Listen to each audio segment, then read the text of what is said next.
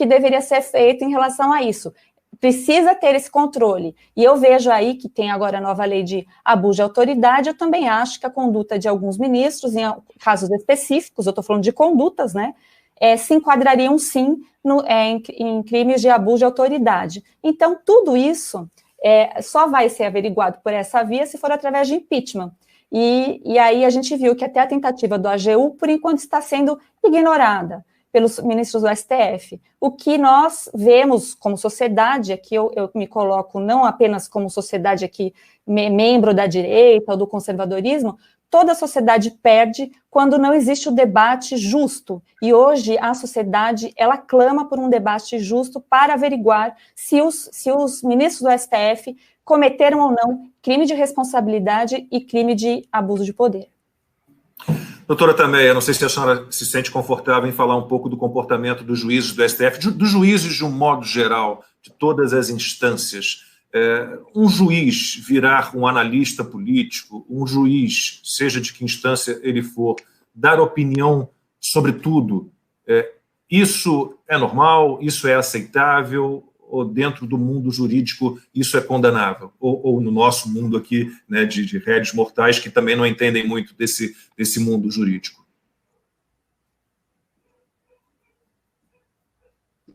Então, claro que todos têm o direito à liberdade de expressão e falar o que pensa, o que entende, mas, de fato, algumas profissões, elas têm algumas limitações.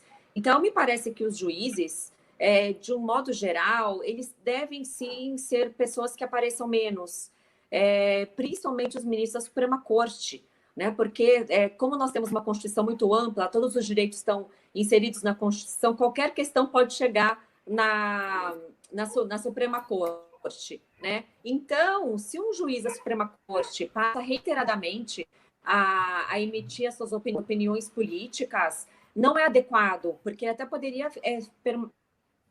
permanecer suspeito e impedido de futuramente julgar algum caso ao qual ele já deu a sua opinião.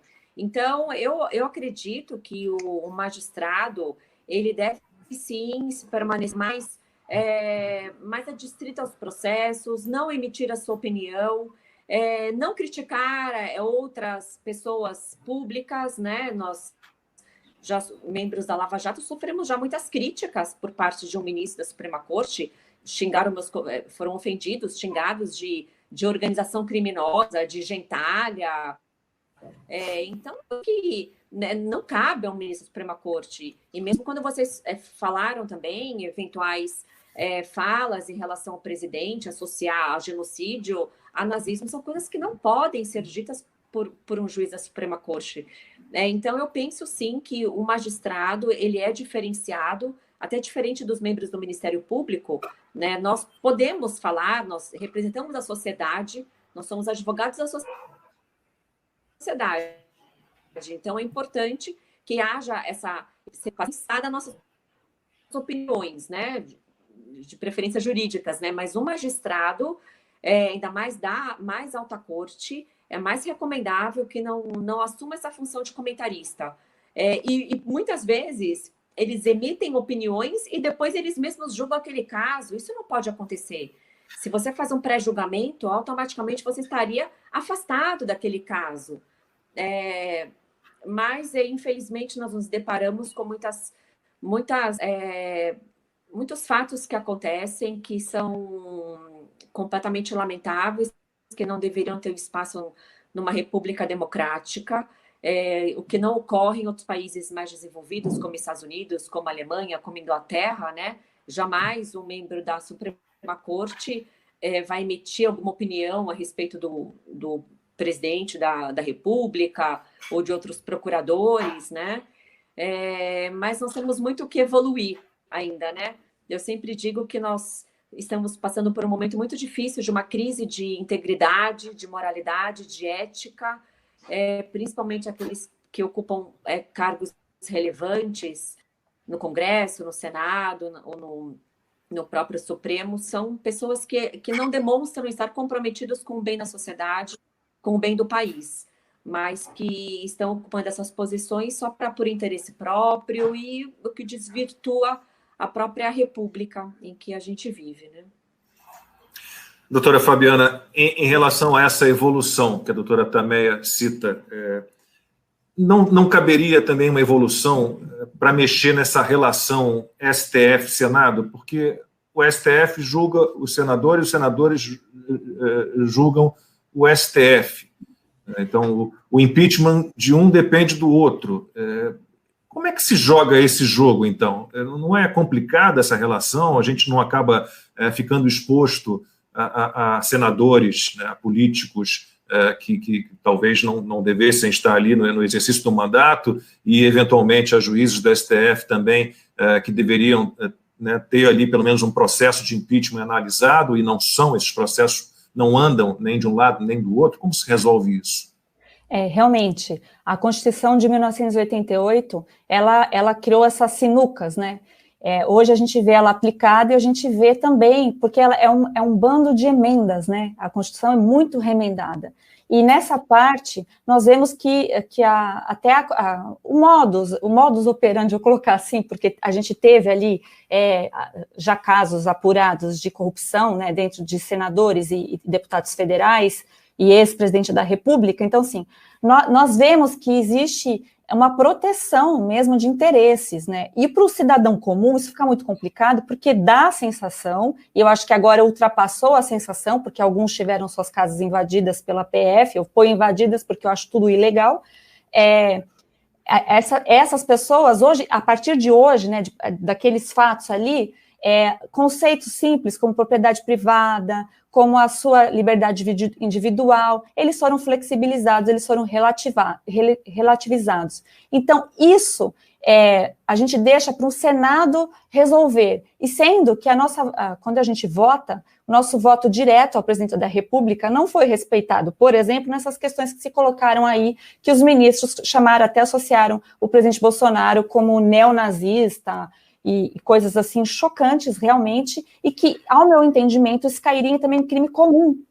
Então, nós precisaríamos fazer o meu sonho, um dia, eu sei que nós ainda não estamos preparados para isso, mas se tivesse que falar como resolver isso pontualmente e de verdade, sem estar só apenas remendando um erro aqui pontual, teríamos que fazer uma nova constituinte, né, uma Constituição um pouco mais enxuta, porque, como disse a doutora Tameia, lá só o artigo 5º, para quem está fazendo direito sabe o que eu estou falando, está tudo no artigo 5º, e a gente tem aquela sensação assim, que quando os ministros eles vão julgar, primeiro que eu tinha que observar aqui, que eu não poderia deixar de passar, que para eles nunca existe a suspeição, né? Eles são próximos de pessoas e raramente se declaram suspeitos, o que, para mim, me incomoda demais isso, né?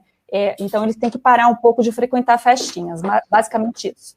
Aí, outro ponto que a gente vê ali é que essa ausência a sociedade, né, porque a sociedade fala, o que a gente faz? Se a gente pegar aqui seu chat, vai estar todo mundo falando como fazer, né?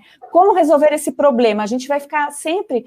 Porque o cidadão comum hoje tem receio, falar que não, porque é um poder supremo e que tem ali a polícia, né, sendo usada ao seu favor ali, então as pessoas começam a ficar com receios. E nós temos países vizinhos que estão se tornando ditaduras, a própria Venezuela. Hoje, recentemente, a Argentina está numa situação bem difícil. Eu recebi a notícia, mas assim, não posso confirmar, mas pode ser que seja realmente verdade, que tem pessoas hoje detidas na Argentina e que não têm o devido processo legal, que não existe inquérito. Eu vejo tudo isso com muita preocupação, porque nós, brasileiros, nós lutamos muito para que isso não ocorresse, porque se fosse para ficar desse jeito, era melhor que nem tivesse, então, acontecido a operação como a própria Lava Jato, que a doutora também trabalha e faz parte.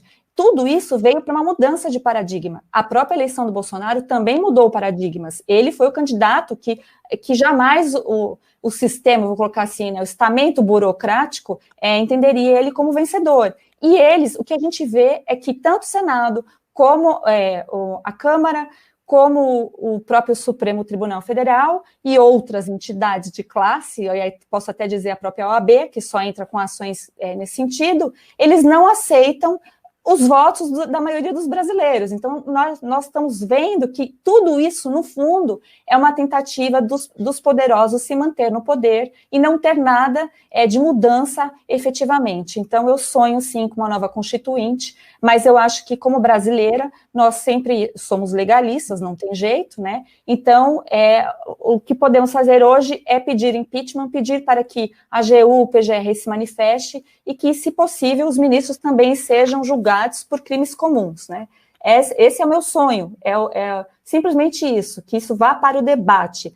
Por quê? Porque a presunção de inocência das pessoas que foram vítimas, ela foi rasgada, né? Vimos ali uma investidura da Polícia Federal em Brasília, que foi vergonhoso até para a instituição Polícia Federal, que fizeram invasão de um sítio lá, naquela questão lá da Sarah Winter, encontraram camisas do Brasil, uma faca que era pertinente ao sítio, e uma máscara do ursinho Puff.